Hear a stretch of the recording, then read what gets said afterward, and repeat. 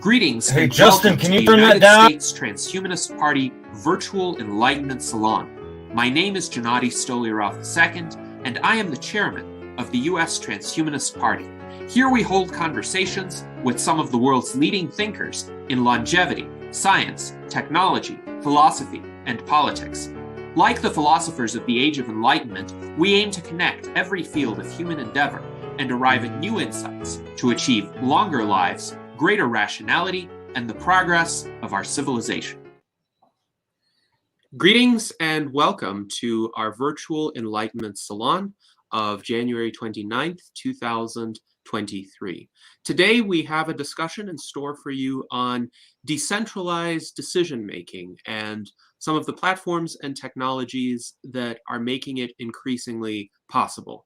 And we have several notable panelists and guests joining us today. We have our Legislative Director, Jason Geringer. We have our Director of Visual Art, Ramon Garcia. We have our Director of Applied Innovation, David Shumaker. We have our Director of Longevity Outreach, Ben Ballweg.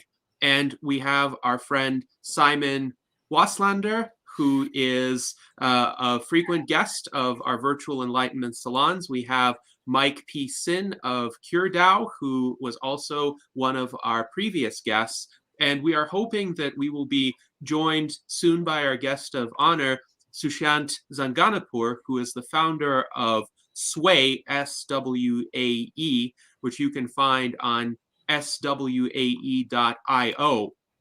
But before Soushiant joins us, Jason has had some familiarity with Swae, and he has a demonstration to show us of some ways in which this platform is beginning to be used for exploration of ideas by the US Transhumanist Party. So, Jason, please go ahead and show us what you have been doing with Swae.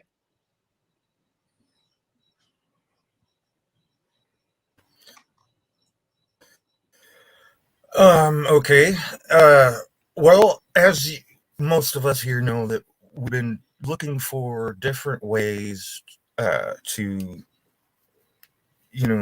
discuss our policy positions, and the way we've been doing it so far using Google Forms is really labor intensive.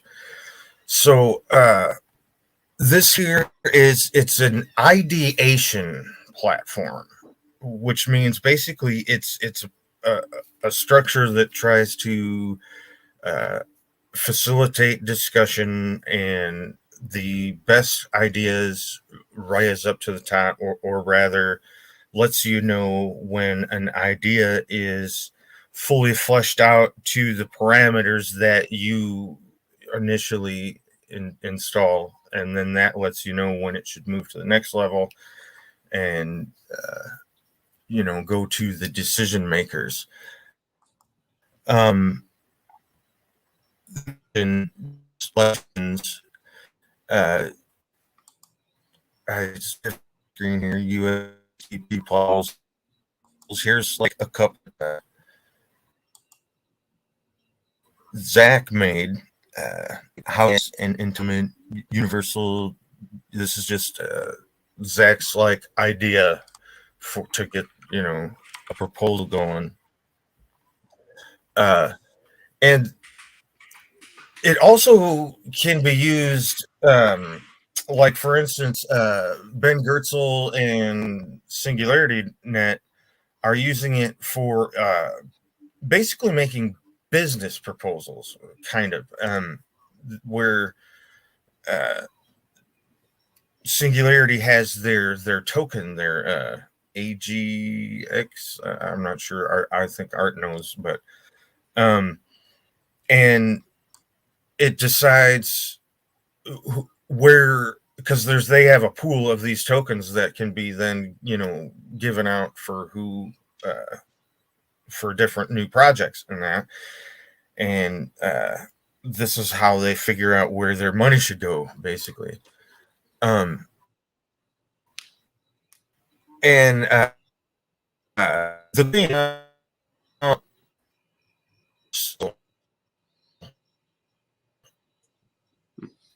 So, Jason, it looks like your audio form, is a and you bit can change the choppy. form. Okay, let me get out of some of these screens. Yes. So in the meantime, you can see that there's an ability in Swae for members to propose platform enhancements and explain why they're proposing it, and then get feedback from other members, because these proposals could be preliminary, so they may not be ready for an official public exposure or an official vote, but somebody may wish to put them forth for a discussion and have other members contribute insights, like this is an idea with regard to a minimum guaranteed housing entitlement, and Zach has described essentially what this proposal would entail, but some members have questions. They have assessed the strengths of the proposal, but this is still an ongoing conversation, and others, if they register on the Swae platform, may be able to contribute their further thoughts. So the Swae platform allows for these multiple missions, so to speak. How's my audio? It's still a little choppy, but slightly better. So please go ahead if you want to continue. So what? I show something here where, see where it says a very good feature. Like this is actually me. I'll let the cat out of the bag. I made it anonymous on purpose. And, you know, it's like I had something that was kind of, I don't know, some might say bad. I don't know. Me as a person, I would feel bad saying this to my friend, you know, because it's kind of a harsh critique, you know what I mean?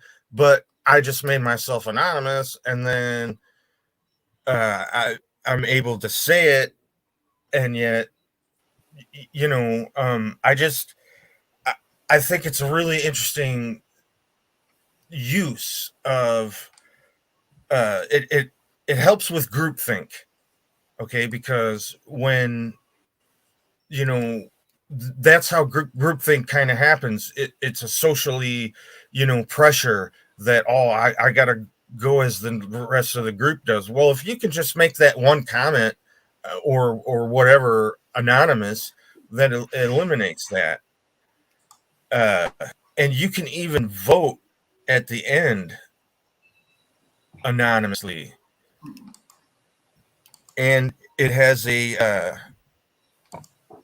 it's a ranged vote. It's not just a yes or no, and it's like I think under the covers it's like a 1 through 100 percentage.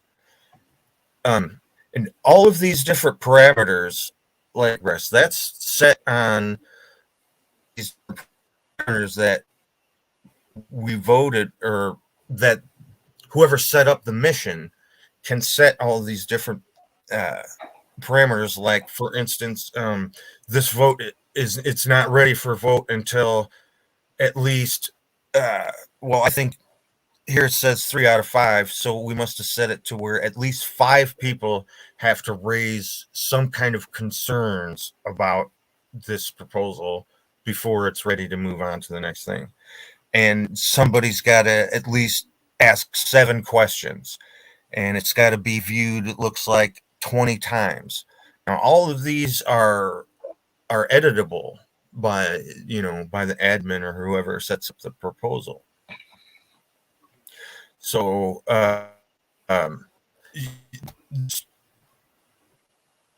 so that gives us the ability to, you know, if it's not such an important thing, maybe we don't need everybody in the party to see it. But that would directly allow us to change the quorum, you know, number.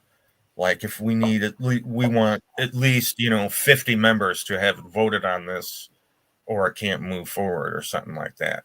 We can edit all that stuff. That we can then change what is necessary quorum per proposal if we wanted to. And it also has, when you're making out the proposal, like when it has the little AI thing. First of all, it has the like a template, where it asks you little questions that sort of gives you little prompts on how to write out your proposal. And then it'll have like these little happy face guys over here telling you if that is good enough, or so I thought that was pretty interesting, because it seems to me that would sort of teach people how to make better proposals, because the AI sort of tells you where your proposal is lacking, and where it's not. And I really Yes. don't know much about making business proposals, so I kind of liked that idea. Maybe it'll help me figure that out better. Yes. But, well, thank you, Jason, for that overview. We appreciate the demonstration of Swae's capabilities as we in the US Transhumanist Party have begun to explore them using this Wisdom Council sub-site of Swae. So now I'm pleased to inform everyone that we have been joined by our guest, Soushiant Zanganehpour. And Soushiant is quite a fascinating individual. He is an Iranian-Canadian social scientist and entrepreneur. He is the founder and CEO of Swae, the platform that Jason just demonstrated, which is used for crowdsourcing innovation and making inclusive decisions powered by artificial intelligence. His career spans the fields of policymaking, management consulting, and entrepreneurship, with a focus on businesses creating positive social and environmental impact. Prior to Swae, Soushiant was the head of strategy and operations for the Skoll Center for Social Entrepreneurship at the University of Oxford in the United Kingdom, and he later founded Tribeca Impact Partners, an innovation and sustainability advisory firm helping organizations understand disruptions and build the capacity to innovate. And he has been an advisor for many high-impact projects, including for Nike, Merck, the European Commission, and the governments of Dubai, India, and Kuwait. So welcome to Soushiant. We're very pleased to have you today, and I would be happy to hear you discuss what motivated you to found Swae and what impacts you think it can have on decision making. Thank you very much for taking the time and caring about these issues.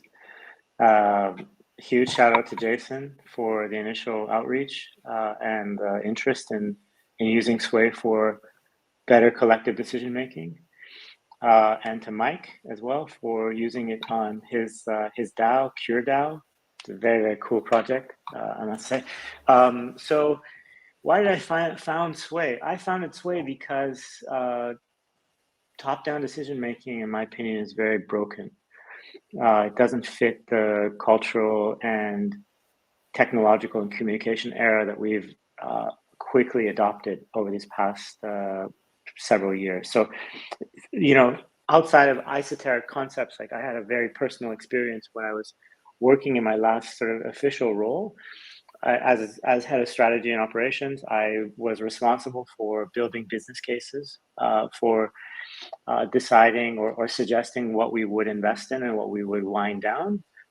We had a £4 or £5 million budget to spend every year on these types of projects or various portfolio of projects, and I took that role very seriously. I took that responsibility very seriously, and so I built some really detailed business cases around where I thought we were lacking and where I thought our institute could sort of redefine itself and reinvent itself to help lead the need for impactful projects around the world to like update our thesis and stuff like this. And we got input from a lot of the portfolio managers and the program managers on the front lines that were implementing a lot of these projects. And we presented these cases at the annual review to our leader and then the board of directors, so the board that would fly in. And lo and behold, it was like, it didn't matter what we had to say. The board, with all their wisdom, already had predefined what they wanted the center to do and how they wanted the resources to be spent. There was no debate, there was no deliberation, there was no constructive disagreement. There was a kind of paternalistic dynamic. And I think that I'm having had experiences in other places, sort of seen remnants of this elsewhere too. So we ended up doing the pet projects of the board and the leadership. There was no detailed discussion around the other ideas that folks had. And I tracked what happened to those ideas or those programs over the course of the year. Most of them missed every KPI we had. Most of them underperformed. And the impact on the organization was very detrimental. Retention was low, morale was low, buy-in and engagement around those projects was very, very low. And it costs, productivity was very low as well as a consequence. So you lose a lot of money forcing ideas down the throat of the organization. So I went through that and I'm like, wouldn't it have been better if we had a more competitive way for sourcing these ideas? One, it didn't matter if the board suggested something or I suggested something or the janitor suggested something. It didn't matter. The idea should be discussed or deliberated based on its merits. So could we have had a platform that anonymized everyone's proposal for what to invest in? And could the best proposals, the ones that got the most engagement, automatically have gone to the board or the chairman? And they would have to decide based on merit again, why we would choose one versus another. For me, I thought this was a much better system for two reasons. One, it provided a chance to de-bias decision-making. Whether it's me or somebody else, each of us carry our own biases into an organization, many different cognitive biases that we have, from anchoring to confirmation bias to a number of other popular biases. So having this competitive landscape allows those biases to be counteracted, where other people can raise the concerns in a manner that's power neutral. So one, it's to reduce bias. Number two, it's to increase the legitimacy of those decisions. When decisions are forced down anyone's throat, whether they come from a messiah or a chairman or somebody, or from a peon or a very loud bully manager on the inside, people don't feel like it went through due process or the process had integrity. And when they feel that processes don't have integrity, they fail to trust in their results. And so for me, I thought I could be very wrong about these proposals. I could be very wrong about my ideas, but this kind of a process would give me and the folks that invested several hundred hours building those business cases a chance to learn why they were wrong, so that we re-engage into the direction and thesis of the organization. And I thought that for these two reasons, something like this needed to be created, and it didn't exist. So I sort of parked it in the back of my mind and went on with my life. I founded Tribeca with all the experiences I had in the impact investing and social entrepreneurship world. But this problem was a nagging problem. It just wouldn't leave me alone. Every morning I'd wake up and it would kind of laugh at me saying, what are you going to do about this? Are you going to do something about this? And when it got very real was when I sort of made a connection in my mind between what I had experienced at a very small level, a micro level, to what I saw happening structurally in our democracies. and in larger organizations. What I saw was that this wasn't a problem of culture or leadership in my small organization. It was a paradigm problem. We have borrowed the military-industrial, hierarchical paradigm of the past in order to create more efficient organizations, in order to manage information flows and manage uncertainty. A combination of authority and structure helps these organizations move along. But we are now moving into a different communication era where that has more negative consequences than benefits. And that what I had experienced at a small level, that paradigm exists everywhere. Everywhere there's an organization, that same type of externalities, negative externalities are created. So the light bulb went off for me. I'm like, this is a big fucking problem, enormous problem. This is not like me and 10 people. This is a problem that exists everywhere, in every kind of organization where there's discrepancies of power and there's representation or delegation of authority up and down the chain. Could something like Swae, this thing, create more complete feedback loops so that we make better quality decisions, or those decisions have greater legitimacy than they currently enjoy? So that's when I got really, really excited. I'm like, this is a massive problem. This could be a world-changing idea as well. And I just sort of drank my own Kool-Aid and jumped in pretty hard. So I'll take a pause and maybe let you ask some other questions, or anybody else.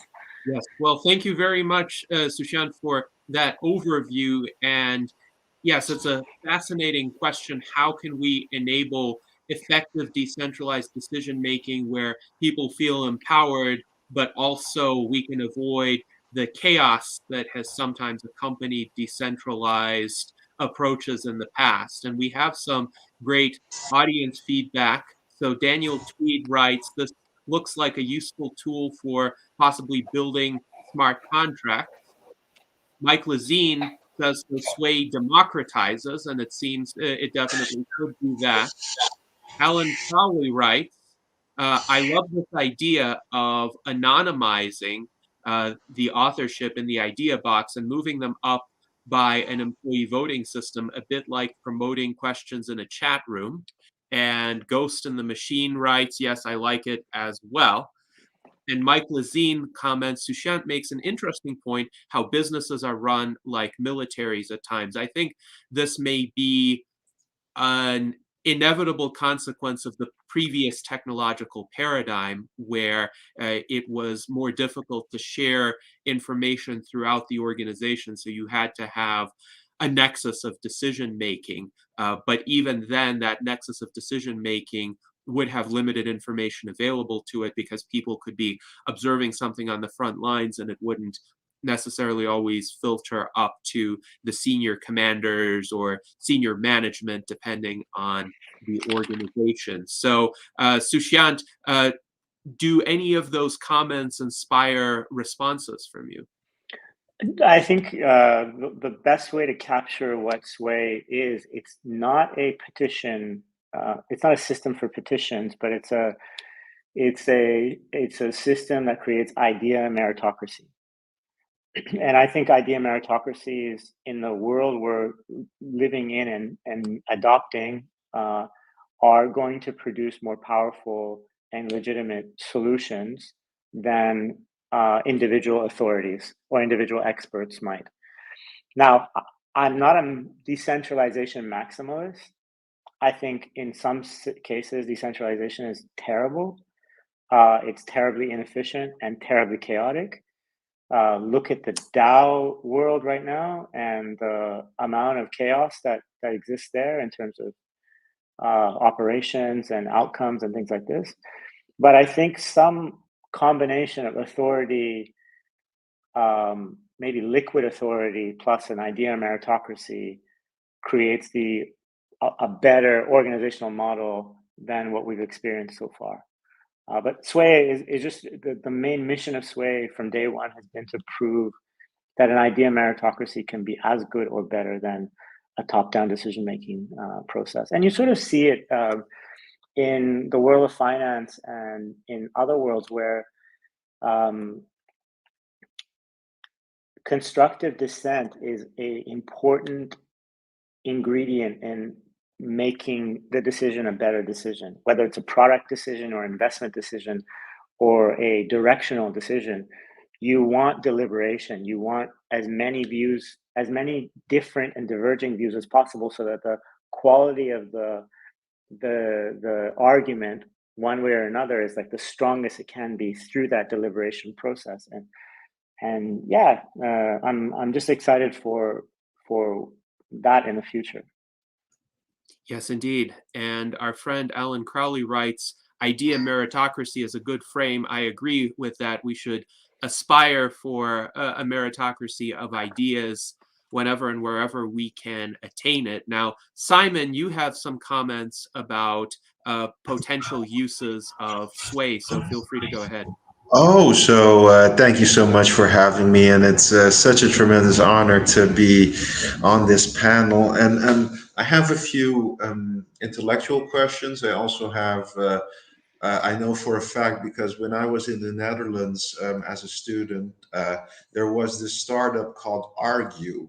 And in the Netherlands, they call it citizen participation. So basically aggregating the ideas of the citizen base for all the municipalities. And I know for a fact that that startup was insanely successful in the Netherlands, and Swae is much more advanced. So I think there's a huge market for this in the European-based countries, like, for example, Germany has thousands of municipalities, so they're going to love this. But I wanted to pry your brain on the following, which is I read this book. I really liked it. It was just an introductionary book. It doesn't go into the details. It was called Super Forecaster, which looked at the attributes of people who were good at forecasting in general. It could be financial markets. It could be many different things. And most of and what I was looking at was the wisdom of the crowds is a very handy tool. It's superior to the opinion of experts. However, at times, expert opinion does outperform certain group things. So I just wanted to pry your brain. How do you see the interaction, let's say, for example, between the wisdom of the crowds, a group think, and like expert opinion, which I do feel that expert opinion at times could be quite valuable to give those little hints or give that direction. So that's one question I had. Another question I have is looking at Swae is data visualization and AI. So when you have like really, and that's where AI comes in, and especially like concepts like AGI, when you have, for example, I don't know, 40 gigabytes worth of data from a housing project in, let's say, Utrecht or Amsterdam, and those kinds of things, when that data is visualized or maybe taken through an AI system and then presented on the Swae platform. How do you see the future of Swae with all these tools that are coming along, which is advanced data visualization and dashboarding, and then in the future, narrow AI, maybe even an AGI board member, and then in combination with the things that I discussed, which is I especially the combination of expert opinion and groupthink and meritocracy. So I was very curious as to your thoughts on that. Yeah, Jason, I didn't meet Ben in person, but I interacted with him online, and he wrote a really nice endorsement of Swae when they were first beginning to use it, and they continue to. They've done 2 rounds of deep funding programs on Swae. The latest round, I think, is another $1 million of AGIX that they're releasing. The last round was $1 million, so they're giving away $2 million using Swae. Fantastic question. For context, Simon. Sorry? Go ahead. I'm sorry. I just wanted to say, for context, I asked in the private chat about Ben Gertel and the deep funding program. Oh, he was answering sorry. that I thought it was a open comment. My bad. It's a new platform for me. I'm just sort of learning how to use it. Simon, fantastic questions. I'm not as optimistic as you about the market for something like Swae, even in municipalities, and I'll get to why in a second. We've been at it for 4 years, and what we realize is that Swae is very countercultural. Swae disrupts the existing sort of power and privilege that leaders enjoy in the absence of a meritocracy or the absence of technology that feeds opinion or critical thinking upwards.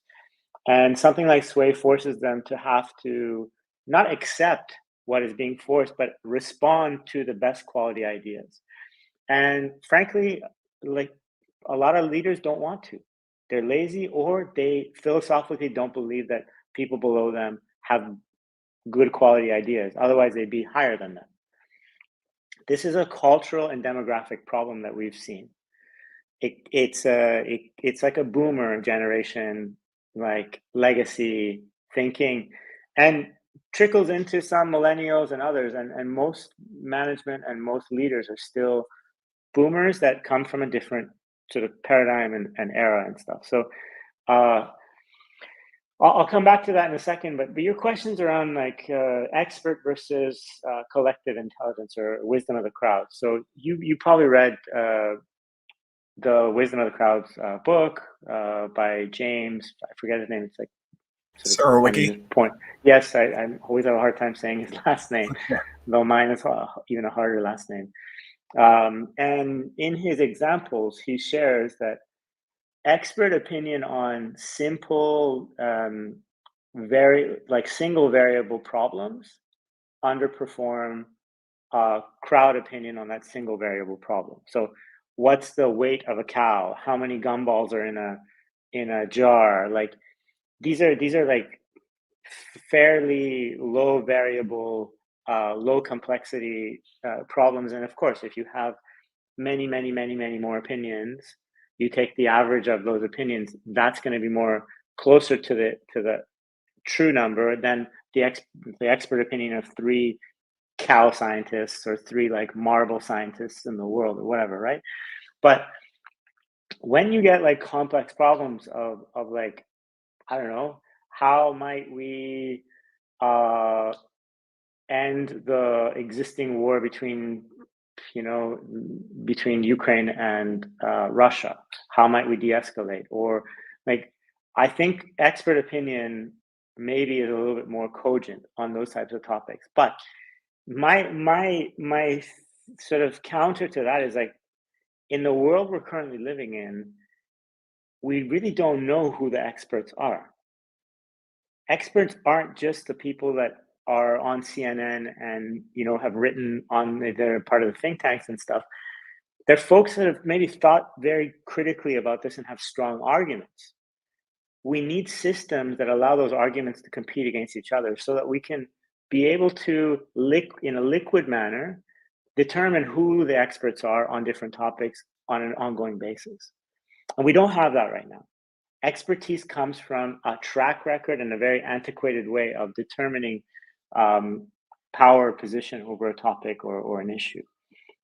And I think things like Swae, I don't think necessarily Swae, but things like Swae combined with a reputation system could help determine expertise on a number of topics based on the quality of information, quality of data, and quality of arguments people are presenting. The other thing I think to bear in mind too, like what Swae, and I think what we'll have happen more and more in the world is like, I don't think that the role of a human should necessarily be replaced by a smart contract. Again, I think in some cases, smart contracts are good for like containable, low variable problems that are like yes, no, type, if then, type of scenarios. But I think we still need human, the judicious functions of a combination of humans to help make better quality decisions. But I don't think like we can disaggregate who comes up with ideas and who thinks about the implementation of those ideas as 2 different things.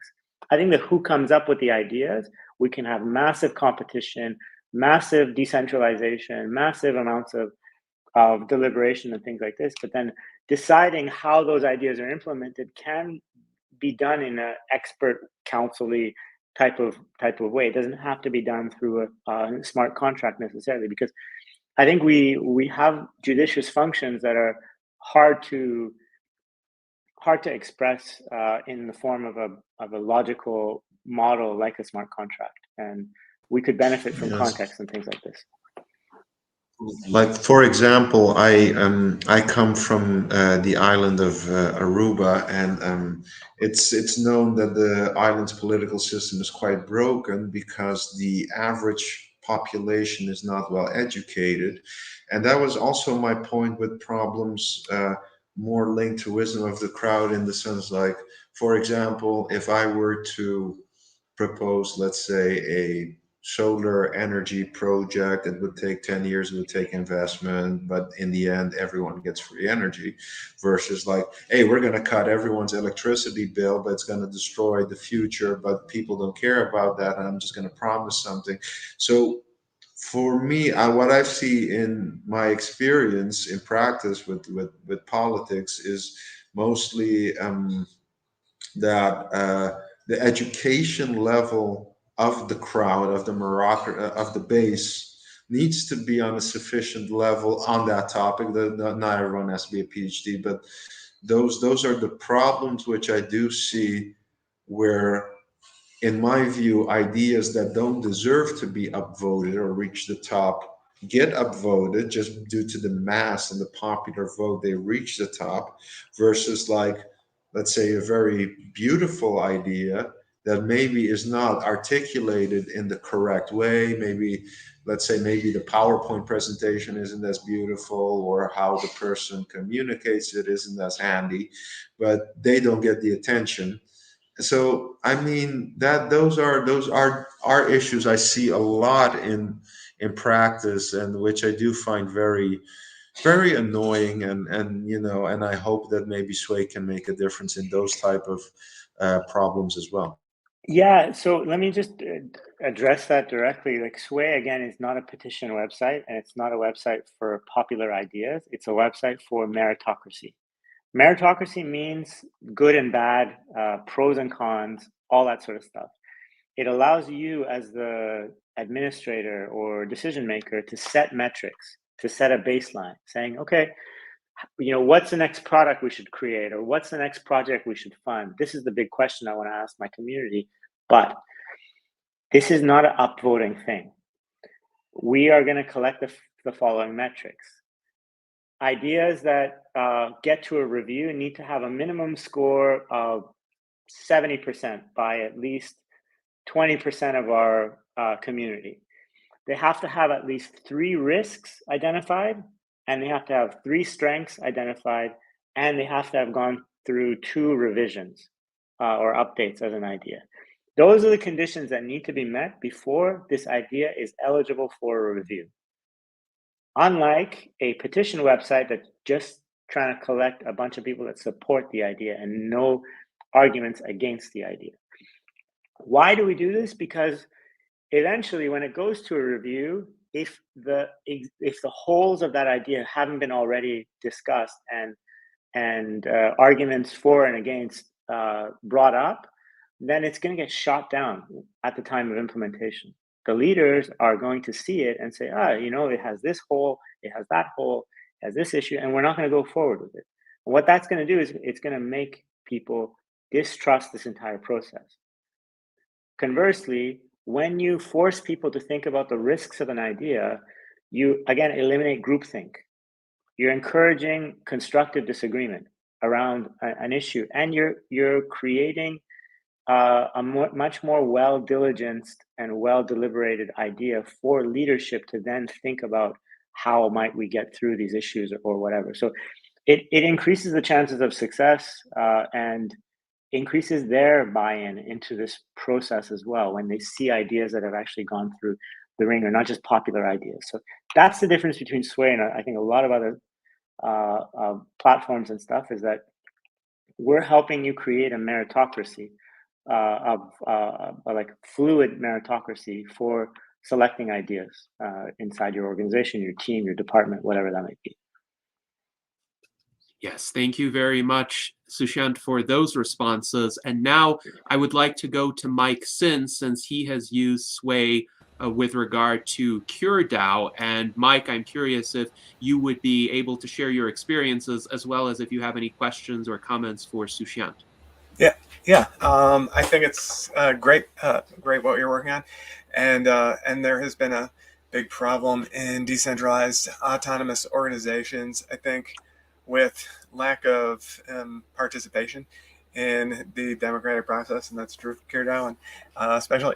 But I think Swae is like a great UI to determine the quality of ideas and prioritize resource allocation. I think it's very important. Like in The Wisdom of Crowds by James Surowiecki, he outlines a lot of rules for effective crowdsourcing, and there's one major problem that is caused by this echo chamber, and there's like kind of a good analogy for it in the army ants. They will often be out foraging for food and then returning to their home.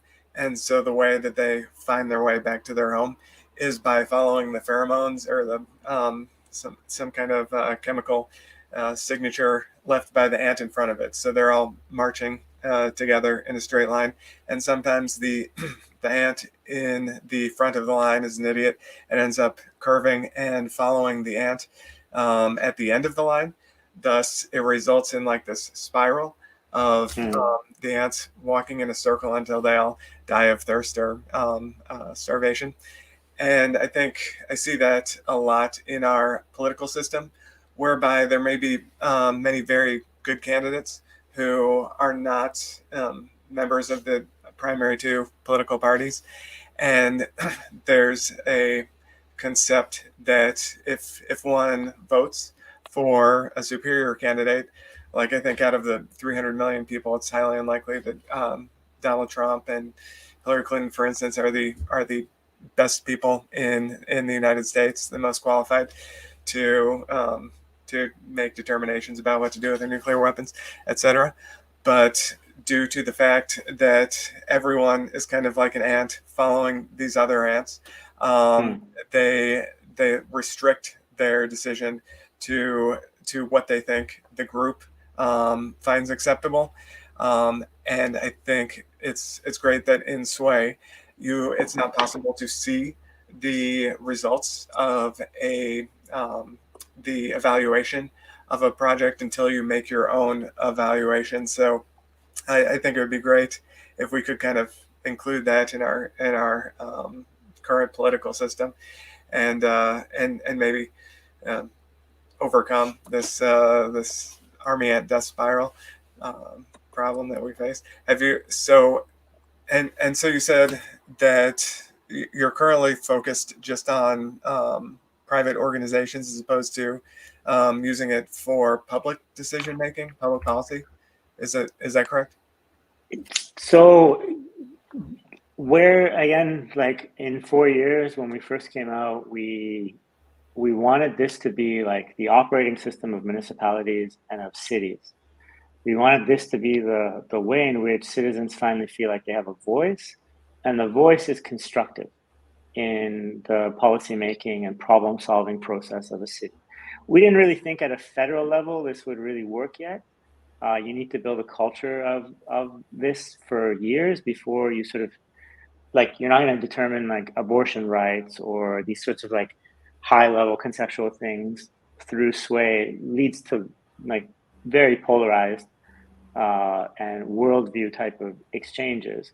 But you might be able to fix some shit on your street, or, you know, use the municipal budget in a more effective way because you have local knowledge on how things work, and that, you know, the issues are a little bit more practical. So we thought we would start there, but, you know, we had a really crappy version of the platform, and when we first started, and we didn't really want to, like, we didn't really believe in, like, you know, try and break things and all that stuff. Like, people distrust you if you generate really bad user experience and all that stuff. So we thought, okay, well, what's the smallest atomic unit of governance and of collective decision making that we can go test this in and afford to fail at and afford to have a bad user experience in?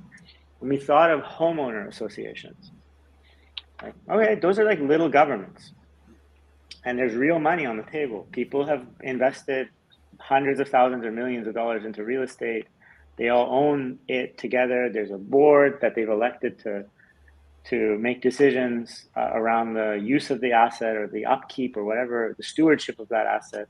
But, you know, as we see, people have less and less tolerance for the processes around that homeowner association and the archaic ways in which decision making happens.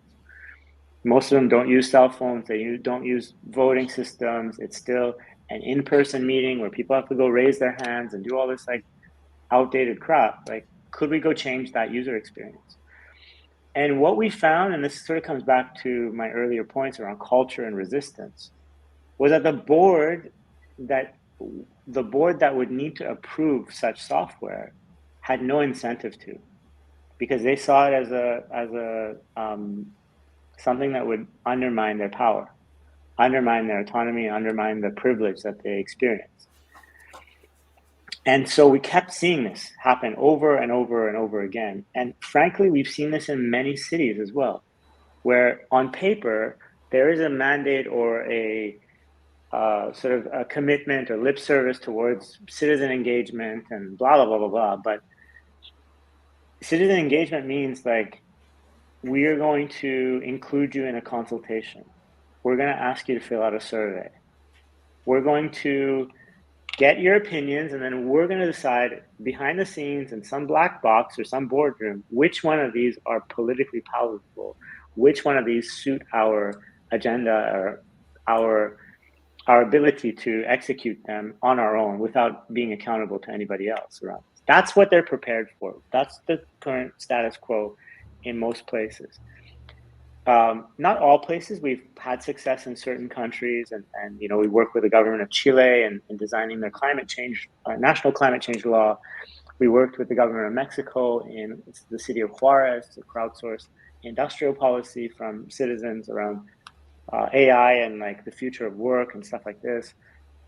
Work with the UN on some things, but mostly when I'm talking about like the major markets around the world, they're not interested in the sort of revolutionary perspective we all have, right? So we went from homeowner associations to like trying to do it in cities. It sort of didn't really go as we thought. There was a few use cases. Where we found more and more traction was in corporate innovation units. So innovation teams inside large companies. They had a mandate to cut costs or find new investment ideas that could generate revenues and things from the employees, but they didn't have really good software to help them do that. And they saw our software as enabling them to hear ideas from unlikely people and unlikely places inside the company. So we had some traction there. We worked with really large airlines. We worked with Bosch and Life Labs and EMC Insurance and some other folks. But again, the idea would do very well inside a department or team, and once it was ready to be implemented across the whole company, you'd sort of see all this resistance again from people that have different philosophies.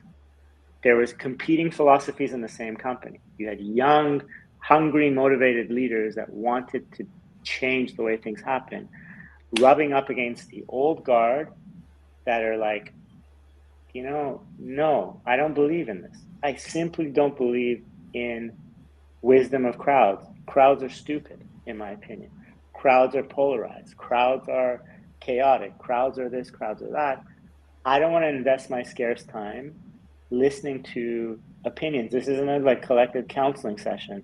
This is work. We need to get things done. These are real things that we would hear from these leaders, right?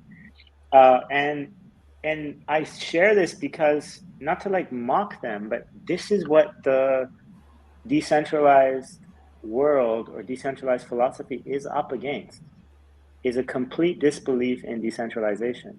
and the disbelief in the efficiency and productivity and gains that decentralization can bring. It's things that need to be solved, really, for DAOs to be taken much more seriously than they currently are, in my opinion. But yeah, we work with DAOs, we work with some traditional companies, but more and more with Web3 organizations and DAOs. And I think more and more we're going to try to work with open source communities for their protocol improvement suggestions or their feature improvement suggestions to maybe bring some more deliberation and legitimacy to those decisions. And mostly with, decentralized entities, organizations to help them make better quality decisions as a team, as an organization. Thank you. Yes. Thank you very much, Soushiant, for those responses. And Alan Crowley really liked Mike's analogy for our political system with the leading ant essentially misleading the entire group of ants into a literal death spiral. Mike Lazine writes, ants more like lemmings, and he clarified that he was referring to the PC game Lemmings, not the actual lemmings who are actually smarter than to run off the cliff. But sometimes, yes, it does seem like our political system encourages the PC lemming-like behavior.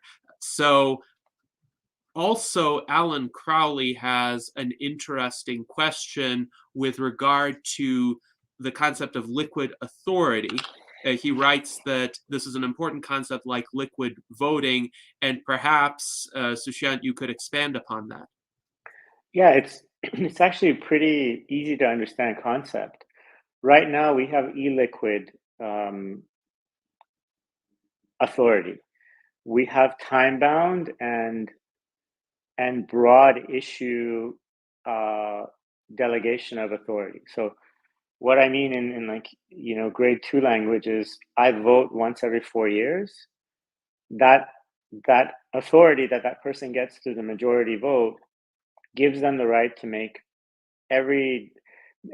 interpret every preference I have based on what they think I care about, and make decisions on my behalf for a fixed period of time. My only option really to participate is to protest if I really, really don't like the vote or the issue that they're kind of on the position of, or opt out and become apathetic. Those are my two kind of engagement options. And then if they have things like Swae or surveys or consultations, maybe I get involved that way too. The concept of, so that's like illiquid. This is like the fixed way the world currently works. Liquid means the opposite. It means, okay, I have that right again. We're still going to use a voting system, but I have a right of revoking or setting conditions on who gets to represent me and why. So I might give my, imagine in a government, like this is a beautiful example. In a federal government, all my any policy related to environment, I'm going to give it to the Greens, and for a period of time, I'm going to give it to them for like a year. So they have my vote for a year, and I'm going to monitor how they make decisions over that time. After a year, that power comes back to me through a smart contract, and then I can determine, I can see the voting records of the conservatives versus the Labor versus this with some independents, and figure out, what, I really like the voting record of this independent guy. I'm going to give him my voting power over environmental policies for this period of time. In a very, very simple example, like imagine you have this in like homeowner associations where you give proxies to more active members of your community. You're giving someone a proxy to represent you, but when you digitize this and you make it liquid, you can add a lot more variables to that proxy.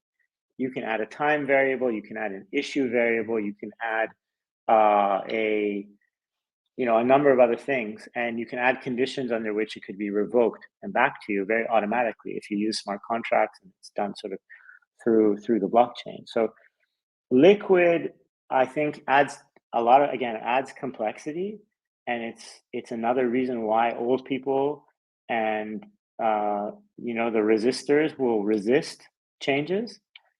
But I think in certain circumstances, greenfield projects, brand new investment ideas, brand new organizations, they're places that you can test the stuff out in and try to prove its value and teach people how it's used. But I think it could be a really, really useful intervention for how we do decision making in the future. Yes, thank you very much for that response, Soushiant. And we have some interesting comments from our viewers regarding the promises and pitfalls of decentralized decision making. Daniel Tweed writes, sadly, it seems nowadays the average citizen is used to and fairly content with being out of the policymaking/governance loop.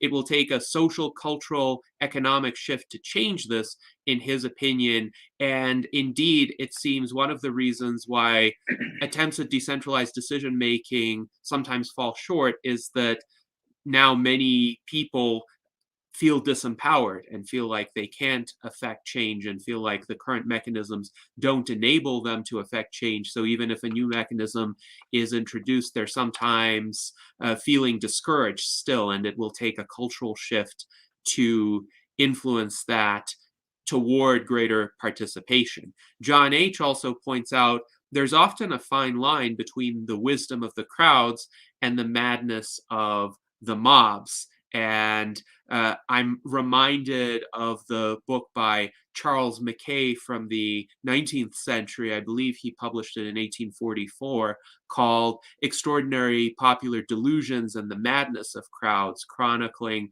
some of the bizarre crowd-driven phenomena throughout history, from market bubbles to fads like dueling, for instance, or the trade in relics during the Middle Ages in Europe.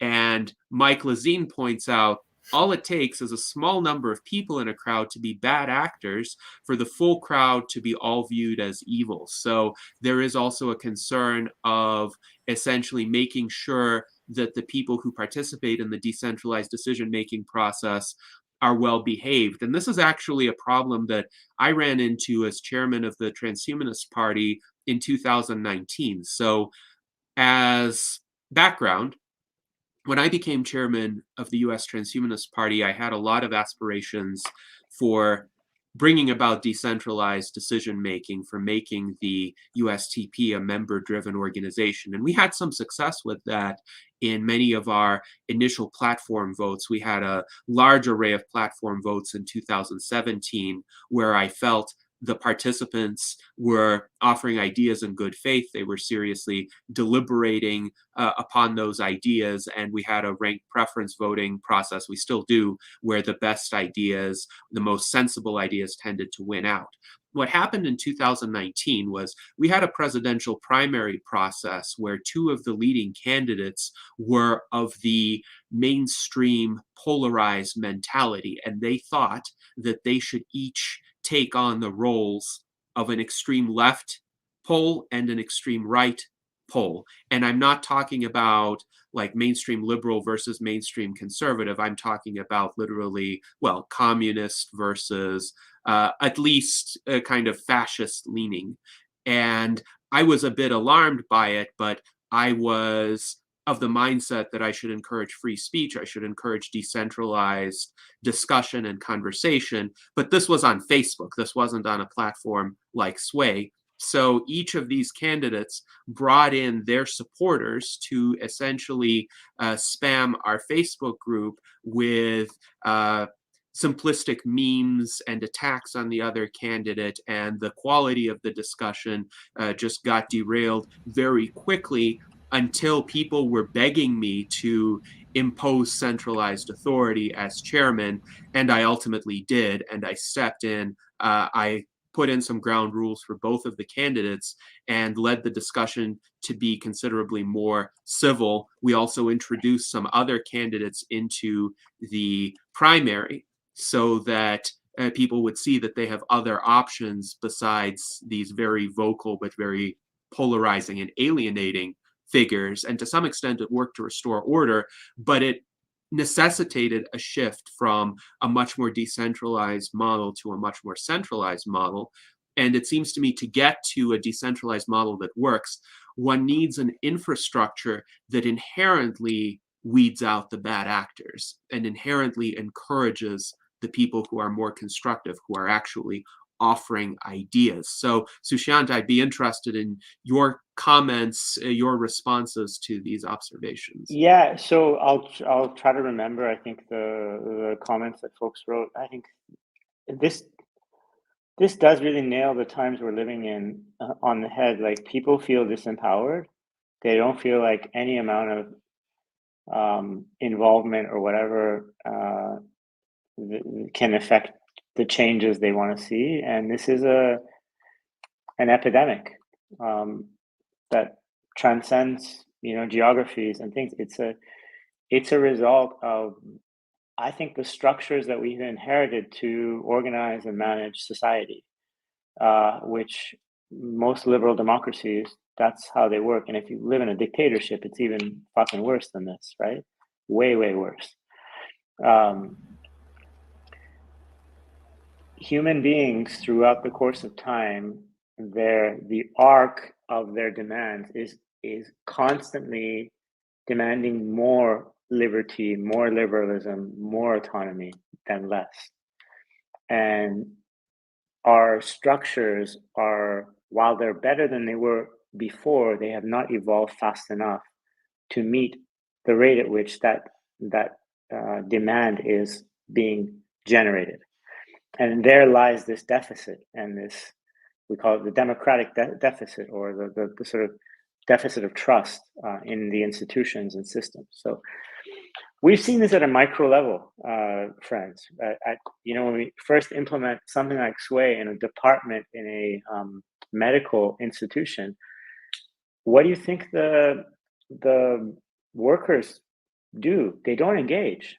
They think this is completely bullshit. They think it's just another survey. So what we've learned is, like, you actually need to not only design communication around this, but there's certain promises you need to make as leaders. And those promises are like, we are going to review these ideas and we're going to make decisions on the platform. We are going to, we're not guaranteeing we're going to accept anything, but we guarantee a response if they meet these conditions. And that seems to be strong enough to just push the people on the fence over. A bit of research I want to reference here is that Google did this back in 2013, 2014. They had like this like skunk team that looking at citizen engagement and like public policy and the future of democracy stuff, and they produced very, very powerful research where they found that 80% of people were interested bystanders, meaning they are deeply interested in the topics that concern public policy, but they don't feel like their involvement will make a big difference, and therefore they don't invest the time in doing so because it feels very onerous in order to get involved. You have to like campaign and go meet, members of parliament or, whoever, and just feels like a lot of work to get involved. But it doesn't mean that they're not interested. They're actually deeply interested. Where they could find them to be interested and willing to act was when the issues were more and more local. When they were more local, they felt like not only did they have an incentive to act, but they also had like the investment to return ratio was a little bit more on par than the investment to return ratio of getting involved in like federal or global matters. So I do think that things need to change. I don't think that it's insurmountable. I think it's totally surmountable. I actually think you only need, all the research, points to this too, 3.5% of global population or a population base in order to tip the scales in favor of some other way. If you have 3.5% of passionate, driven individuals doing this sort of stuff over time, like others will follow suit. They 100% will.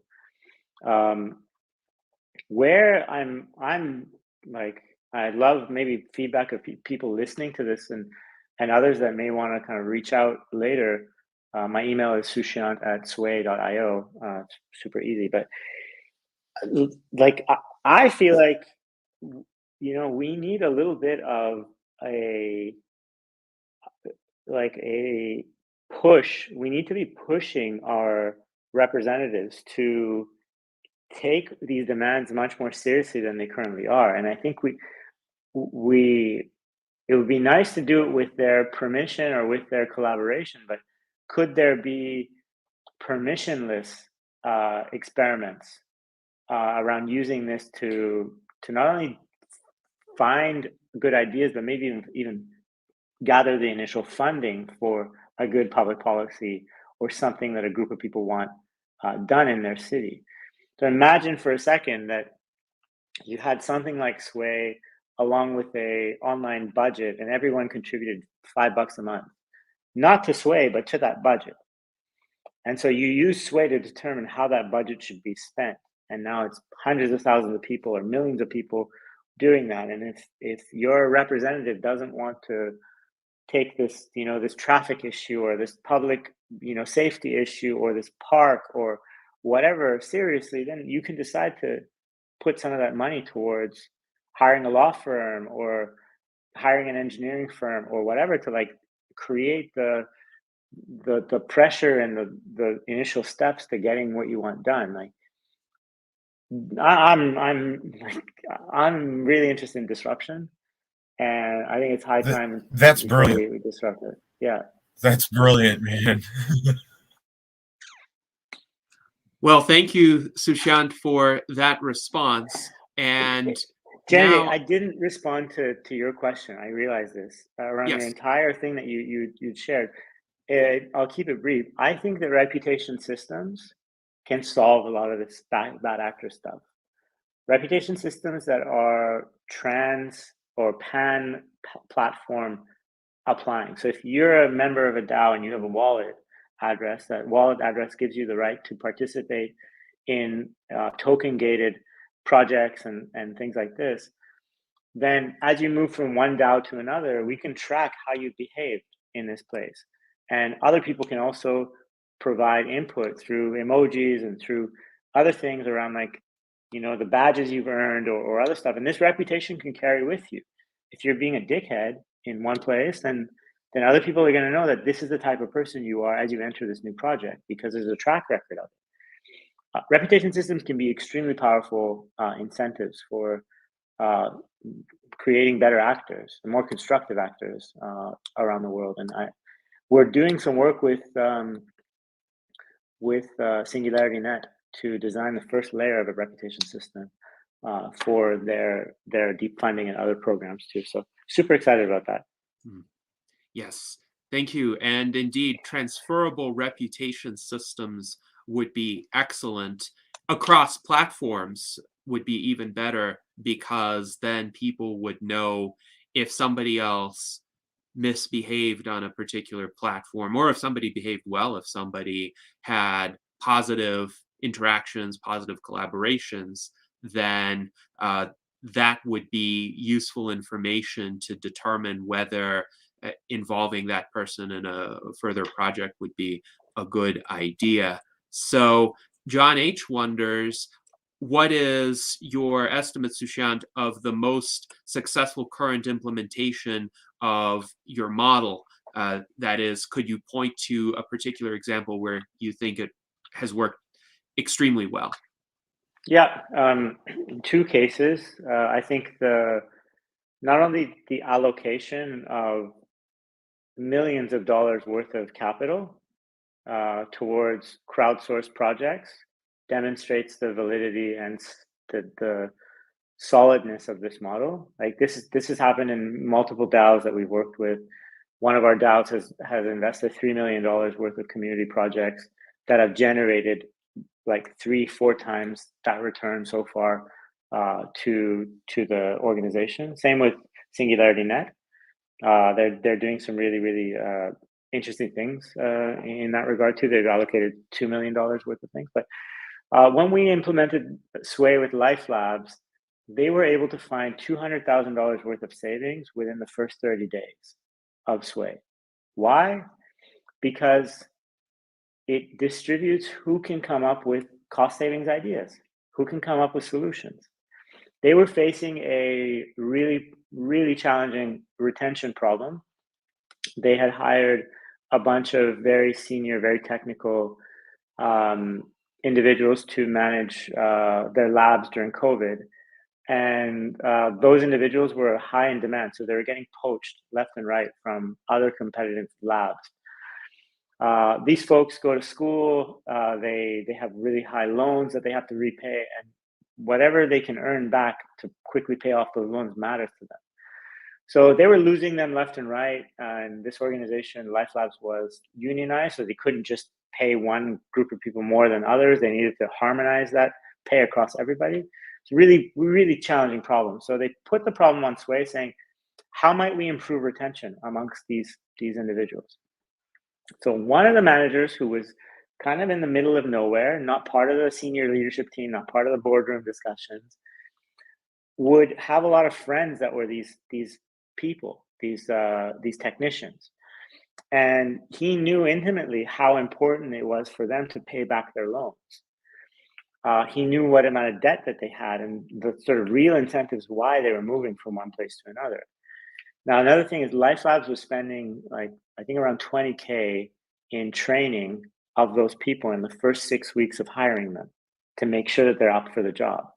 And usually the people would leave after the first 10 to 12 weeks. So they'd lose a lot of money on these people just because they couldn't pay them as competitively as other places. They also needed training. So it was a very, very costly problem. So this guy came up with a solution saying, you know what? If we can get them to stay for a period of time so that that initial investment of $20K starts to see a return, we can give them a retention bonus for the cost of their tuition. If they stay 1 year, they get 50% tuition. If they stay 2 years, we'll pay off all of their tuition. And he'd modeled this out of, like, what is the ROI back to the organization at what date?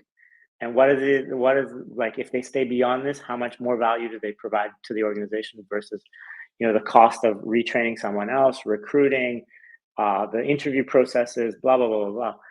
And it was a no-brainer, absolute no-brainer. It got a ton of votes, but also a ton of critical questions from different people. It immediately went to the senior kind of department leader that had managed that challenge. She loved it. She thought it should go up to head of HR and the COO. It went there.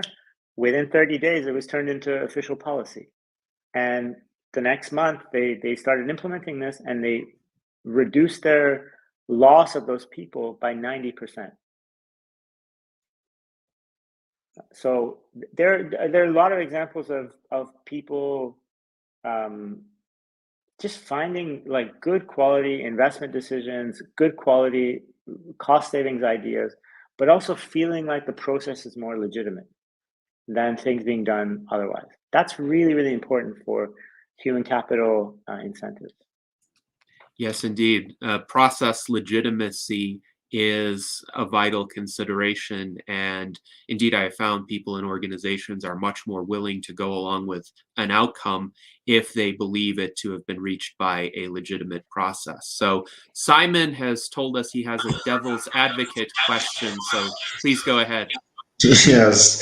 So I have a small question that I wanted to ask. So I originally went to med school, so I was trained as a medical doctor in the Netherlands, and how med school is organized in the Netherlands is you have to have very high grades, and it's and all of those things. And one of the best lectures I remembered from med school, and it's going to follow up on my question, is that when you're in the medical library or in med school, or just this conversation that we're having here digitally, you're assuming that the entire population is on this level, is on this intellectual level, because you're surrounded by all these doctors and all these people who are on this level. But for example, just a few examples, that one that you gave and one that I know from my own life is that the average person barely knows what a carbohydrate versus a saturated or unsaturated fatty acid is, just in general. So that's one. And the second part is basically an example that you gave, like, I want to vote for, let's say, the Green Party or a Liberal Party. I'm going to analyze lots of things. I'm going to see the voting records. I'm going to look at policy, and the average person, even if you like in the Netherlands, I know this is all lip show and show, but like they publish all these policy reports. All the parties publish lots of reports and stuff, and people are allowed to read it. But does the average person have the capacity to even understand something? And I'm going to be like quite frank. I don't know if the wisdom of the crowd is going to be handy if let's say for food policy, if the average person barely knows what a carbohydrate is. I will make one last remark on this point, is that I do see the huge potential of the goodwill hunting scenarios, of the janitor solving the most advanced graph mathematical problems on the board, and those kinds of examples. And I see like countries in Africa or India or also Latin American countries implementing systems like this. It's going to be very beneficial, but as well for the goodwill, and that's often forgotten, for the goodwill hunting scenario to work, you need an expert to recognize the genius. I mean, if goodwill hunting were to write like the solution to string theory, and I happen to have read some string theory books, but my mom would look at it and was like, okay, why don't we just put a painting in front of this or something, So my point being, like, do you feel that even if you give people all the info and all of the stuff, do you feel that the average person actually has the intellectual capacity to really take charge of this decision making? Yeah, I appreciate the pushback, and it's important to hear it. I would ask a slightly different question, and through an example maybe.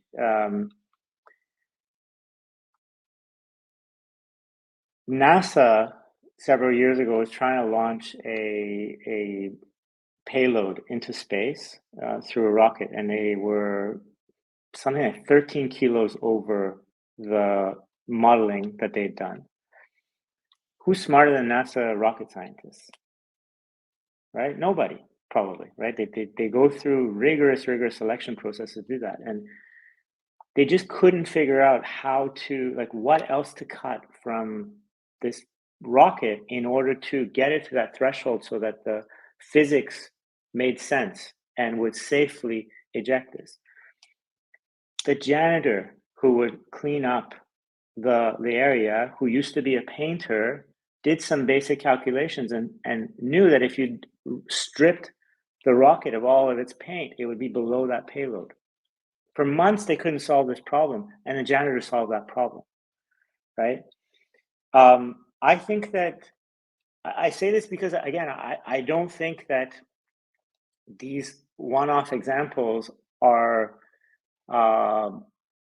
repeatable at scale. You can find these all the time, but they also help us introduce a bit of humility around what we mean by experts and who really is an expert.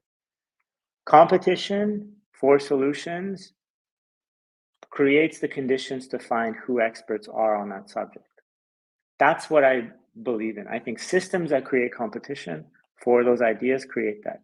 However, to your point, I think it doesn't mean that everyone needs to participate, right? If you're designing food policy, perhaps you need a sort of base level of demonstrable understanding around policy making or around nutritional stuff, but it can't just come through degrees. It may come through other ways. There's tons of online trainers and other stuff that have amassed their knowledge, tons of indigenous, folks that have lived in the forests that have a different understanding of nutrition, right?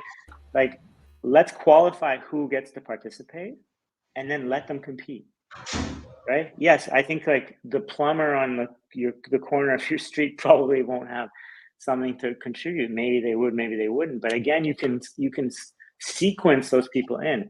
The competition could start with qualified experts. It could expand a bit out once you have some set of solutions to another cadre of people, then another cadre of a more broader cadre of people. And you may see some further refinement or further like improvement upon the original ideas that those experts group came to. But my theory and my philosophy is that competition creates better quality ideas, and we should be investing in systems and processes that increase the competition for those ideas. It's for our own benefit. It will do that. Thank you. Thank you so much. Yes. Thank you. Quite a fascinating exchange. And I know, Soushiant, you have about 10 minutes left. So I would like to make sure our panelists are all able to ask you any questions that they would like in that time. Let's go to David Shumaker. Yeah, thank you. Great discussion. I think we've hit the crux of the issue as I've seen it as we've been talking, and that's how to get the right people in the conversation to do this. At one point we talked about putting this out to the community, but who is that community and how do we engage them? You gave the example of the corporate innovation teams. Okay, they became very engaged, but then they ran into a problem as they took it to general leadership. So from my experience in management, that's where I've always seen to be the leadership problems are at that upper leadership level. And probably the places that have worked best long before I heard of Swae would have been from other books that we've read or talked about, like Management by Walking Around. I'll use that one as an example. Our leadership forced leaders below them to get out and to deal directly with the people that were getting their hands dirty, doing the work, talking to them, inviting them into their office for skip level meetings. That was another buzzword at the time. But the whole idea was leadership was the one that was driving this idea of change. And as a leader, back to my leadership, I had a responsibility to show that I was doing this. So I was given a little more room for risk taking by the general leadership because of that, because some of the ideas that came up from the rank and file could be more risky from that standpoint. But it also took initiative of leaders getting out of their chairs and going out and talking to people and inviting people into the conversation, perhaps reluctantly at first. But then if they could prove that they were improving on the deliverables back to the corporation, then there was a positive reinforcement. So maybe that's a little bit of the idea of reputation management, but really it came down to, are you meeting quarterly budgets? Are you meeting quarterly projections for revenue, things of that nature. So try to be a little less long-winded by saying that it really takes that engagement at that upper level and then investment and reward to make any of this happen. So then, having said all that, my question to you is, of this that have tried to implement this, and is Swae able to take advantage of that if the upper level management is really behind it, or is that the problem? Is it trying to be brought in at levels below upper management, and then you have that resistance when you hit the top? Yeah, I mean, wonderful question. Thanks for all the context around your own experience in these roles. As you shared in your example, there are many different philosophies around management. And the example you shared is a minority philosophy in how most folks manage. Most folks manage through delegation of authority and through hierarchical command and control type of dynamics. It's less about listening, more about telling, because you're being managed by a set of KPIs that are being driven through the organization, right? It's not the opposite. So we're going through a revolution in how OKRs are set and how those OKRs are driven and articulated and defined from the bottom, and they cascade upwards, and they sort of meet somewhere in between and find stuff. So from my experience, like Swae is the best tool for empowering the voiceless inside your organization. Someone like you would probably thrive because your philosophy is to hear those ideas, because it might make you a better manager and make your department more innovative or more legitimate or whatever. For others, they don't want to hear the voiceless. So they don't want to introduce technology that gives the voiceless more power than they currently enjoy. And so that's the cultural problem that we live through. Thankfully, and with all due respect to folks that are older, there is a demographic change happening inside organizations. Right now, boomers are the majority of management and senior management. Though Gen Z and millennials make up the majority of the labor force, they're only 11% of management in most organizations. By 2025, the scales will have tipped. Gen Z and millennials will be the majority of management inside most organizations, and they just are wired differently. They are interested in more collaboration. They don't see it as a threat. They see it as a source of legitimacy. They see it as a positive force for culture and for their philosophy of management. And I think that when the time is right, things like Swae will be common. Like I have two daughters, they're 5 and 6.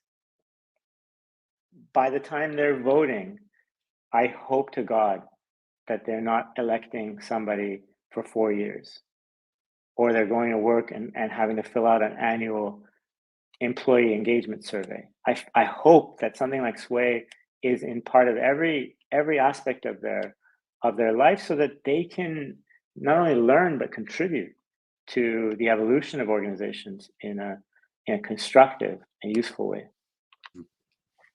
Yes, thank you very much. And now let's go to Ben Ballweg for any question that he might have. Thanks for coming today, Soushiant. I really appreciated hearing the story about how Swae had worked in that organization so far that John H. queued up. I hope to give you another chance to share another testimonial from your own perspective on where Swae can work best in maybe particularly getting the voiceless's voices heard.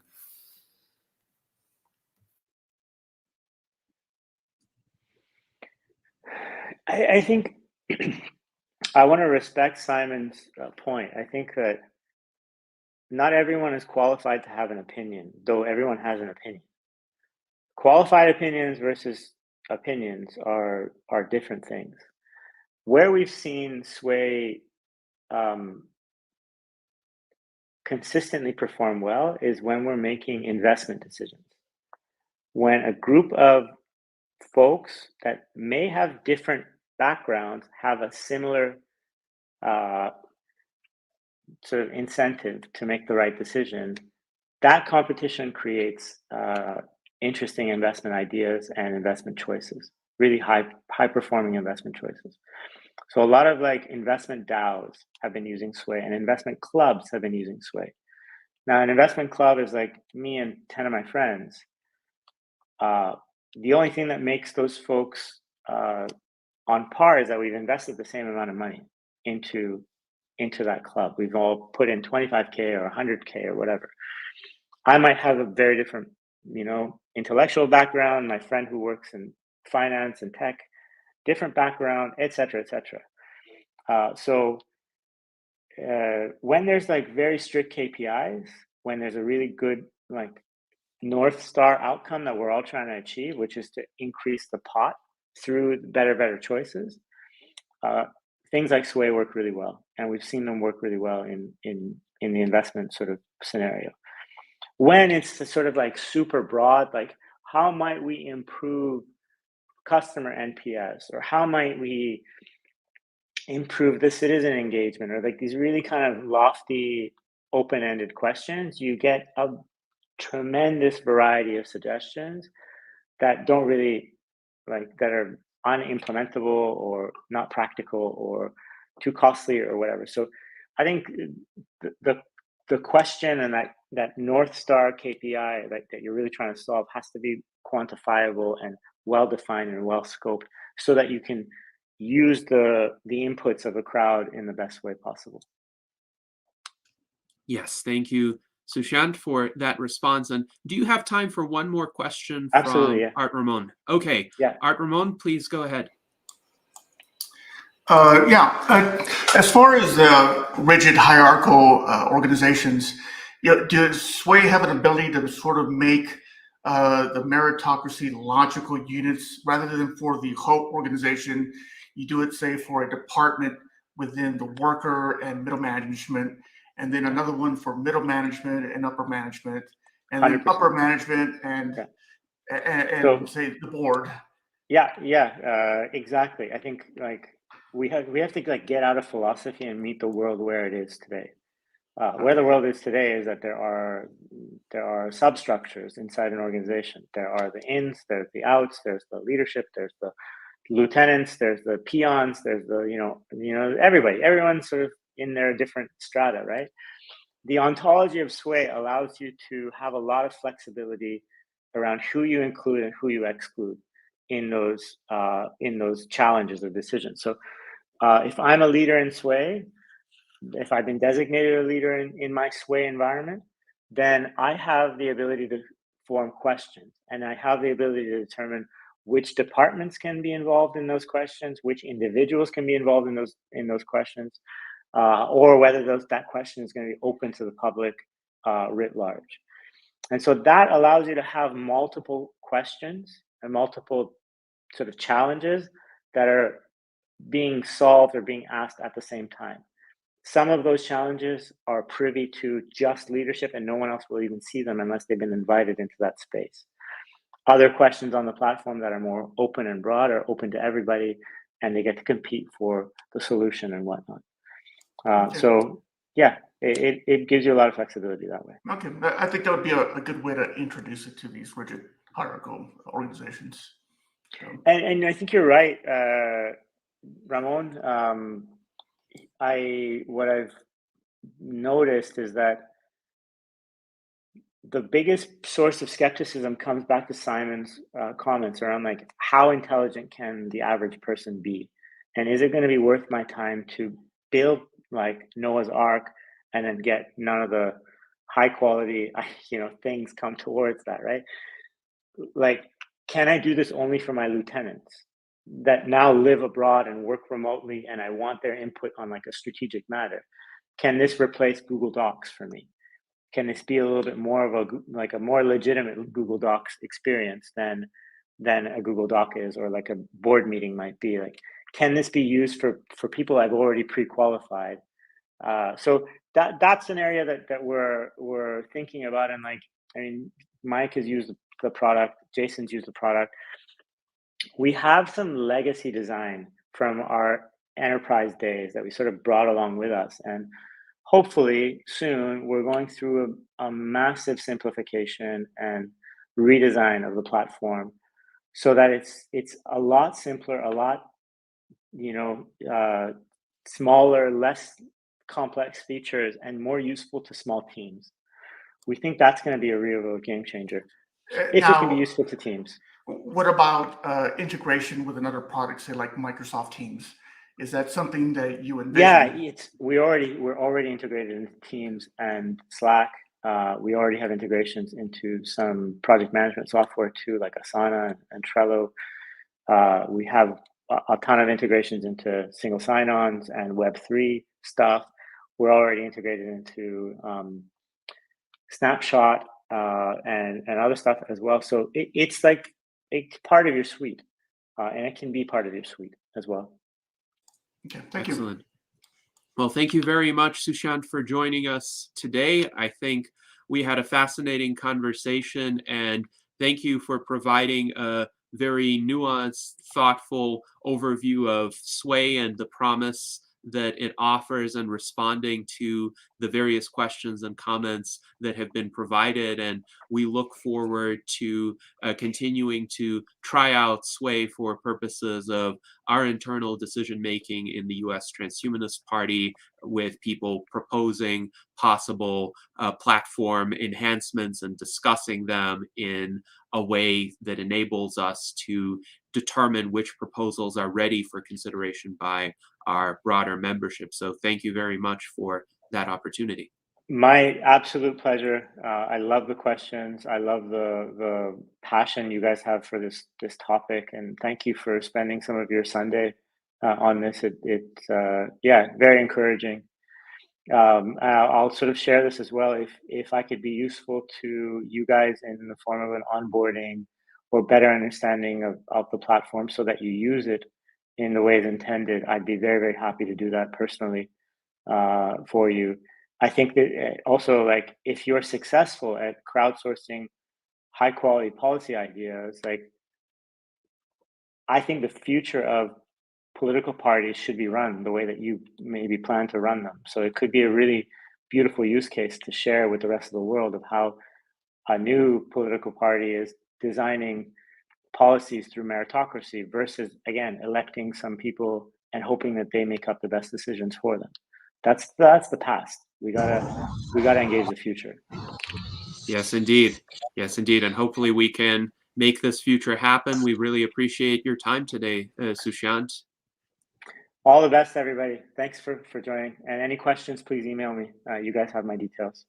Yes, indeed. And I've shared Soushiant's email with our YouTube audience as well, so that anybody who wishes to follow up with him can do so to soushiant@swae.io.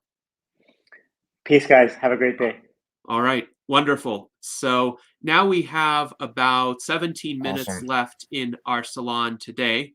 And I would like to highlight a few of the viewer comments and then hear some closing remarks from each of our panelists. So Luis Arroyo writes, "The education of the masses needs to be raised in any functioning democracy."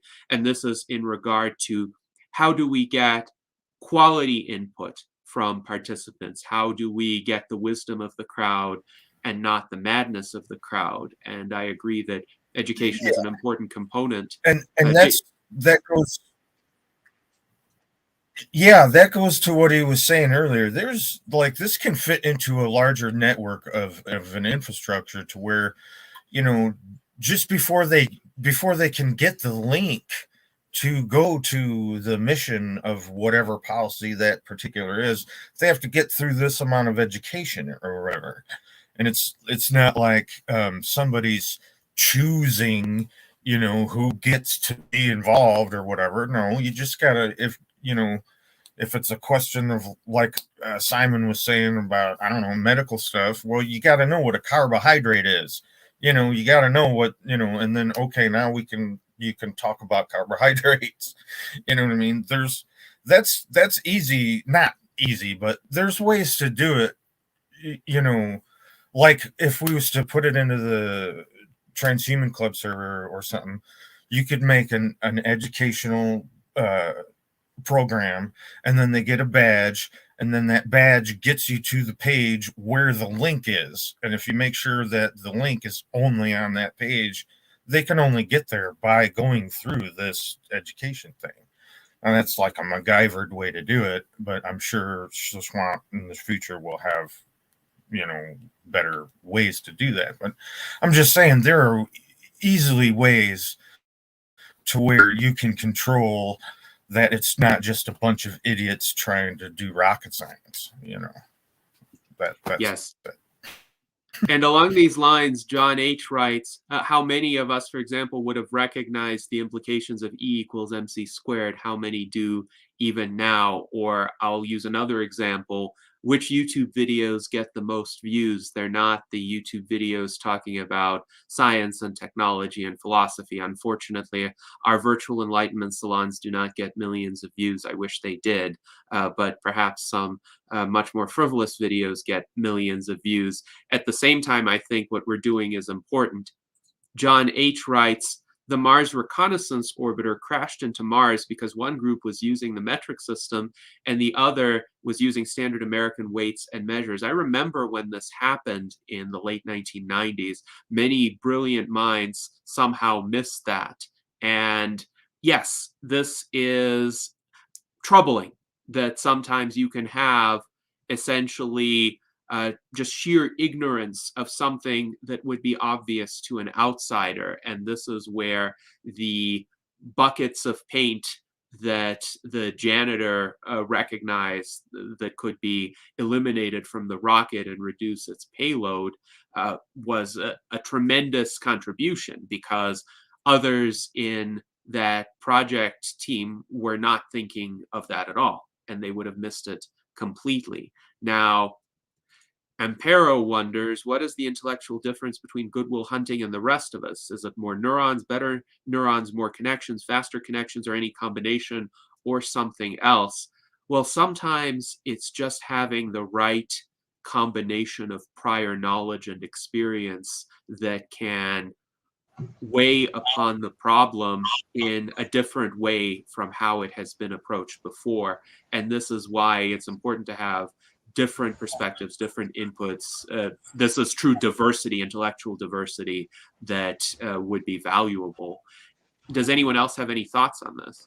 Well, supposedly, what makes a human mind different from, or what makes a mammalian mind different from more primitive brain structures, is that we have a prefrontal cortex. Prefrontal cortex allows for two things. The forecasting of future scenarios and impulse inhibition. So like we can inhibit certain behaviors because we know inherently, or not inherently, but we know that it's not in our advantage long term, and we can forecast future scenarios. We can do planning and those things. And I wrote, so this was one of my things. I wrote it once about Kolmogorov complexity, is that the human mind that has the more advanced, thicker prefrontal cortex can recognize patterns which are not directly obvious, and can recognize, like, let's say, the pattern between neurons in the brain and the universe, or like a leaf and a snowflake and things like that. But so it's in the prefrontal cortex, and mostly related to the thickness of the cortex, and the thickness of the cortex is related to the white matter, which is related to the amount of connections. That's the answer to the question. All right. Well, thank you, Simon, for that answer.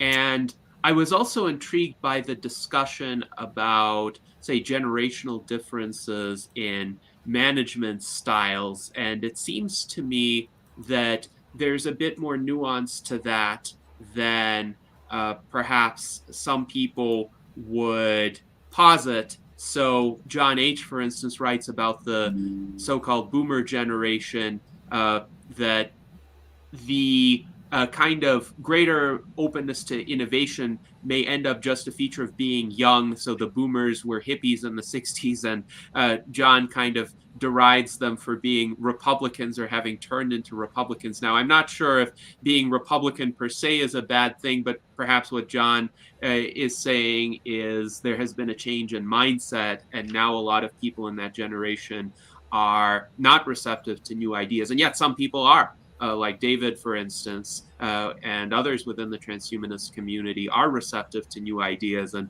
could be more innovative than many younger people in the United States. But I'm wondering if it's not so much age or the generation to which one belongs, but rather what experiences one has had, and perhaps certain life experiences or organizational experiences tend to make people more conservative. Like I have been in leadership positions perhaps earlier in my life than most people get leadership positions. And I have had some experiences with the pitfalls of decentralization. And after those experiences, I became a bit more conservative in my leadership style for a few years. But if technology can solve those kinds of problems, I'm much more open to pursuing a decentralized approach once again. And I'm curious what people think about this. Is it just that, say, some of the senior managers of today who happen to be from the boomer generation were burned a few times with certain kinds of more idealistic views, and then they opted to be more conservative rather than thinking about how to innovate more to solve those pitfalls? What do you think? I think that, like, Yeah, I don't think it's really a generation thing. Go ahead, Mike.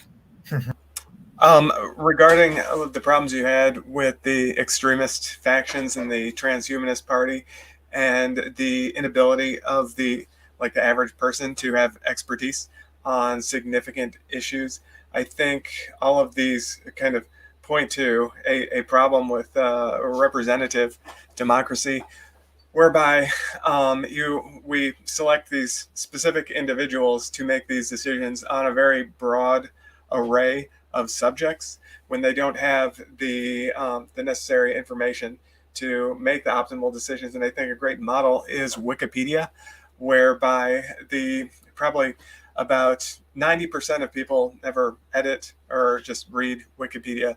Maybe 10% edit it, maybe 1% create articles.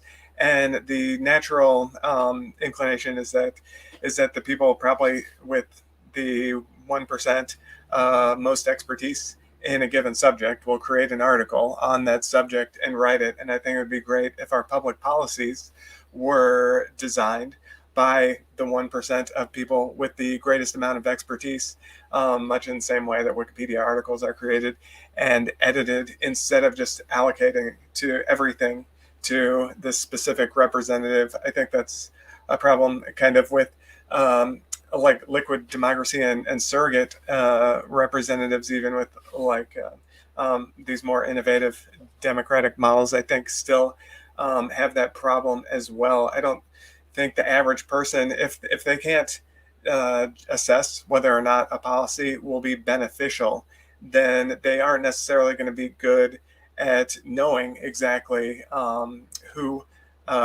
will be a ideal representative of their opinion on that policy. So it seems like we should have more like kind of keep in the vote concerts rather than these get out the vote concerts, because and then allow people to have a limited cognitive bandwidth, and they devote it to their interests. And it would be in everyone's interests for experts on a given policy area to be making the decisions on that policy area, and not requiring them to have ignorant input and dilute the knowledgeable decisions of people who are experts. And I think that's exhibited in the free market pretty well too. Typically, the people who have the greatest expertise and most success in a given in business area are the people making most of the decisions. And yeah, so I think it would be great in a democracy to give people the right to express their input on a given policy, but not expect them to express their input on all of the policies. And it's not even possible given the limited cognitive bandwidth. And we see this with a low participation in DAO, decentralized autonomous organization governance, which is generally by default seen as a problem, but I see it as kind of a good thing. Anyway, that's my. Yes, thank you, Mike, for those remarks. And indeed, you've made some good arguments for the liquid democracy concept, the idea that people should be able to vote on specific policies or subject areas where they have some insight or expertise, and then delegate their votes by proxy to subject matter experts or people whom they trust for whatever reason. And we have a few interesting viewer comments as well. Alan Crowley writes that he thinks I hit the nail on the head with the micromanagers, of whom we certainly know some examples. They've been burned in the past by, quote, trusting subordinates. And so now they are a bit hyper cautious. Perhaps they overreact to their experiences. And John H. also points out some boomers went the opposite way, started out very conservative and are now somewhere on the left of Bernie Sanders. Point taken. The evolution of individual trajectories and points of view does vary. There's not any sort of inevitability just because one is a member of a particular generation as to where one ends up later in life. And Jason, you had some comments as well in regard to this. So please go ahead. We have about 4 minutes left. Okay, like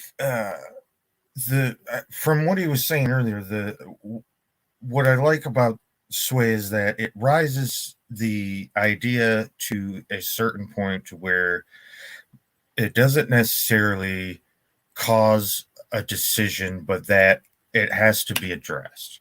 It's something that leadership has to address, and even just that is an awesome thing. I mean, like the problem we have with Congress is it's like they can just ignore stuff, basically, and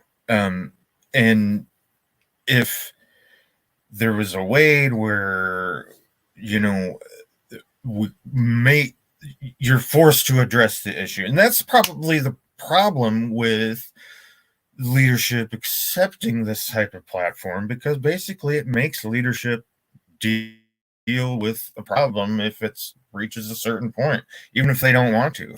And, in our case, let's say, even though I'm legislative director, there's maybe one policy position that I don't like.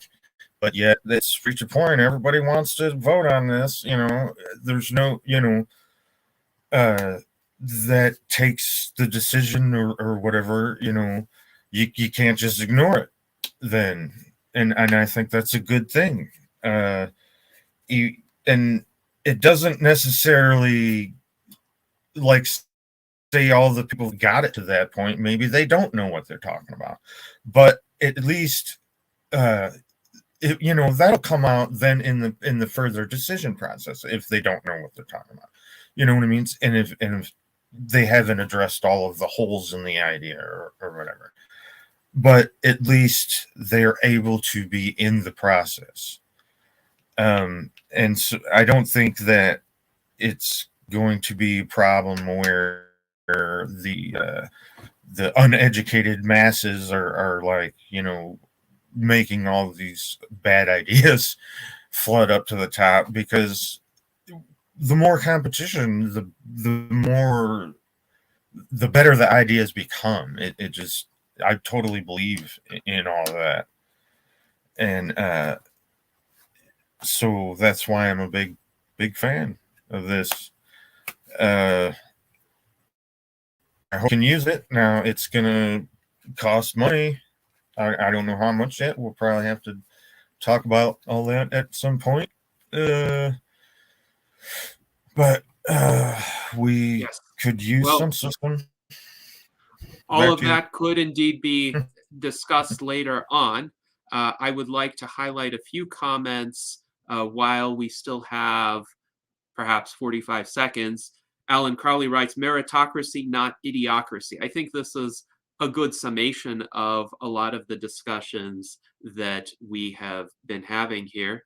And John H. points out, not everyone wants to have input on everything. Too much involvement can be exhausting. So this is where some delegation would be desirable.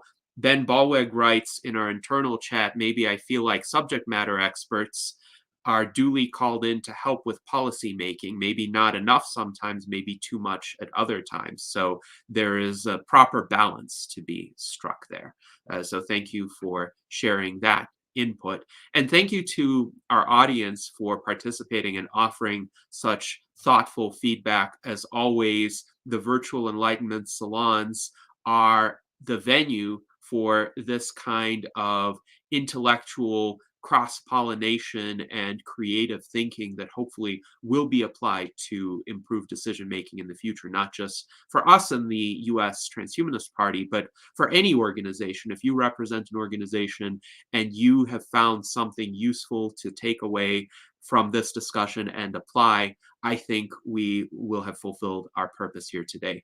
So thank you to our panelists, thank you to our guests, thank you to Soushiant for spending some time with us earlier today, and to our audience. I hope that we can all live long and prosper.